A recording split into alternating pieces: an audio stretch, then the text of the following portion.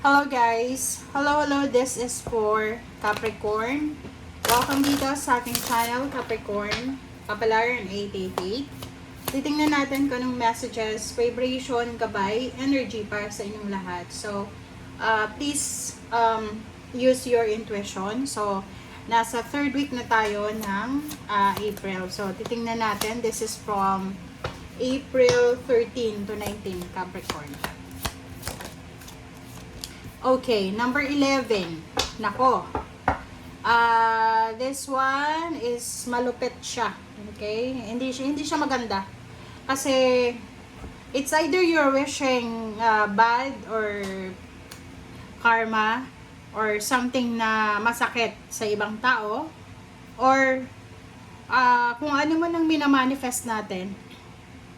Okay, kung ano man ang pinamanifest mo, Capricorn, na hindi maganda laban sa ibang tao, pwedeng bumalik siya sa'yo this week. So, wow.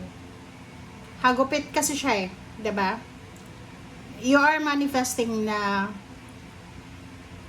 yung taong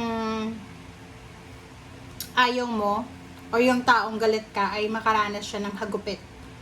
But the karma will not permit it. Okay? So, sinasabi ng barahan na babalik yun sa'yo. If ikaw yun. Kung halimbawa ikaw Capricorn, na nagbabala ka na saktan ang iyong kagalit ang isang tao na may nagawang hindi maganda laban sa'yo, mag-iingat ka. Kasi instead na masaktan mo siya, pwedeng bumalik yan sa'yo. Or the other way around, ikaw yung pinagpaplanuhan na saktan, nagawa ng masama ng mga tao and then bumalik sa kanila. Okay.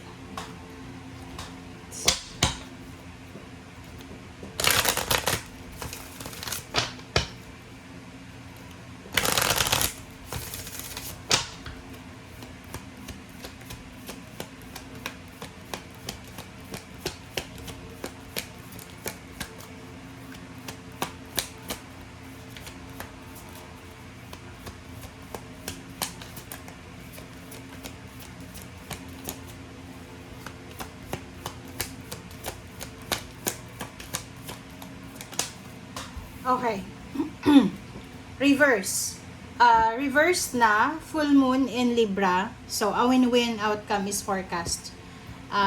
Sinasabi ng barahan na sa linggong ito, posibleng matalo ka. So, yun na nga. Resonated siya sa first card mo.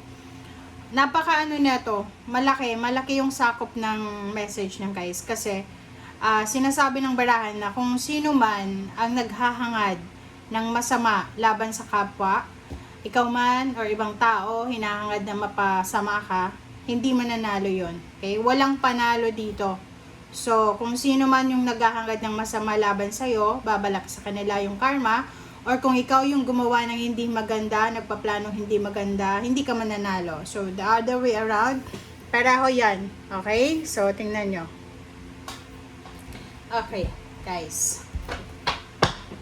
Let's check. Ano pa ba? Capricorn.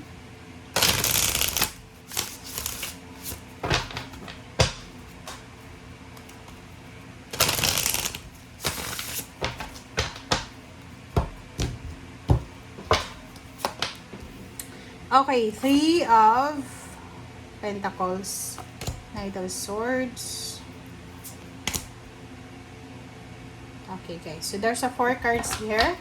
Ang sa ilalim mo ay the Lovers and 5 of Cups and Chariot, King of Cups, and then 4 of Pentacles, King of Swords. Nakikita ko sa iyo dito na posibleng mag-asawa ba kayo? Are you married? Are you in a relationship? Live-in partner, boyfriend, girlfriend, mag-best friend, or kung sino man ito, you're collaborating each other. Posibleng magsisisi kayong dalawa. Dalawang tao to eh. So, if you are conniving each other, sinasabi ng barahan na magsisisi kayo sa linggong ito. Sa, like for example, sa ginawa nyo, sa plano nyo, or whatever man. So, there's some regrets na posibleng maranasan nyo. Alright, so, Dito sa first card natin is Three of Pentacles, Knight of Swords. Sinasabi ng barahan na nag-aantay ka. You are waiting. It's either you're waiting for a message, for a chat, for a call, for someone na hihingi sa'yo ng tawad, or pwedeng nag-aantay ka ng tulong, nag-aantay ka ng confirmation, nag-aantay ka. So, you're waiting eh. Like, nakatingin ka palagi sa messenger mo, or nakatingin ka palagi sa social media accounts mo. Nakikita ko sa'yo dito na wag kang magpadalos-dalos sa mga decision making mo. Especially if it's all about money, all about emotion, all about spiritual. Magdahan-dahan ka, maghunos dili ka. Yun yung sinasabi sa'yo dito, Capricorn. Kasi, atong Three of Pentacles na yan is kailangan mong kumonsulta. So, like for example, nagbabalak ka na mag-apply ng trabaho, lumipat ng bahay, bumili ng ari-arian, mag-business, whatever man, magtrabaho or mag-resign or mag-travel. Sinasabi ng bara sa'yo dito na kailangan mo munang pag-aralan. Maghanap ka ng mga tao na pwede mong makitaan ng, kumbaga, information na tama, base sa gusto mong mangyari. So, sa barahan to, sinasabi ng barahan na you have the power. Kumbaga, tayo bilang isang individual, bilang isang tao, meron tayong free will eh. Diba? No, na parang, yun yung pagkakaiba natin sa mga hayop. Kasi yung hayop, wala silang free will. Okay? Tingnan mo yung aso. Pag nakita ka ng aso, it's either tatahol siya or kung ano man ang gagawin niya. Pero yung tao, we have free will. Pag may nakita tayong tao, titingnan natin, i-analyze natin yung situation, hindi agad-agad tayo gagawa ng decision kasi we have free will. So, dito sa barahang to, you have Emperor. Ang sabi ng Emperor sa'yo, nasa iyo yun eh. Kung ano man daw nangyayari sa buhay mo sa ngayon, wala kang ibang dapat nasisihin kundi ikaw lamang. Kung ano man ang mangyayari sa'yo sa kinabukasan, sa future, wala ka ding ibang sisisihin kundi ikaw lamang. Kasi tayo yung tayo yung driver ng buhay natin. Kahit nga in a relationship tayo. Like for example, you're married sa Lasengo or sa Basagulero, ikaw pa rin ang magdedesisyon yan. Okay? You have free will, ikaw yung magdedesisyon. So whatever man na experience mo dyan, walang ibang sisisihin niya dyan kundi ikaw lamang. Okay?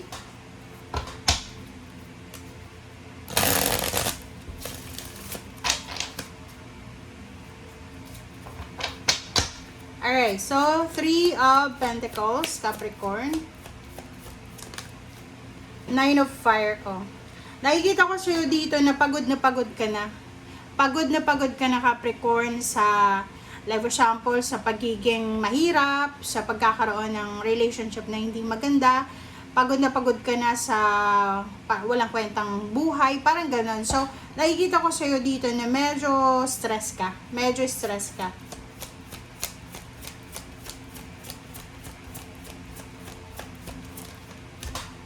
Okay, the Star.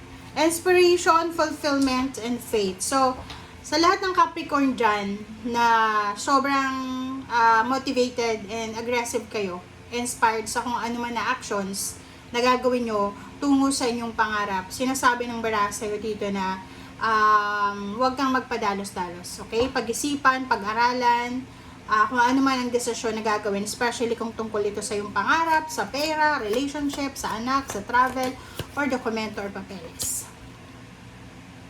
Okay, King of Fire.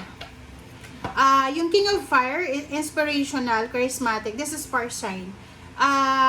Nakikita ko sa'yo na, especially yung mga unemployed, if you're unemployed na Capricorn, maybe you're waiting for a job offer, you're waiting for someone na mag-offer sa'yo ng trabaho, or nag-apply ka na and you're waiting for the announcement, the confirmation.